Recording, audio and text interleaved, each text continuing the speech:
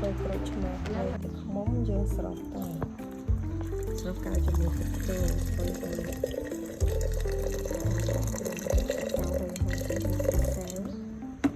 ស្រោះកៅបាន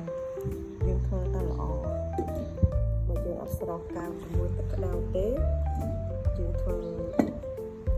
ក្រូចឆ្មាគ្នាខ្មុំនឹងអត់បានល្អហើយយើងស្រោះហើយយើងឲ្យស្ងួតយើងជូតឲ្យស្ងួតកុំឲ្យវាជាតិទឹក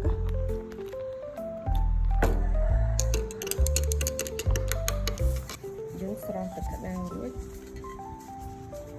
យើងជូតឲ្យស្ងួតគិតថាកៅយើងស្ងួតល្អហើយបើយើងហាលថ្ងៃក៏ហាលទៅហើយកាន់ទៅកៅនេះគឺនៅក្តៅហ្នឹងល្អយើងធ្វើទៅវាឡើងផ្សិតណាហើយបើយើងអត់ស្រង់ទឹកក្តៅហើយយើងអត់ជូតឲ្យអស់ជាតិទឹកទេពេលយើងធ្វើទឹកខ្មុំក្រូចឆ្មាវាឡើងផ្សិតអ្នកនរគ្នាទុកអត់បានយូរទេគឺឡើងផ្សិត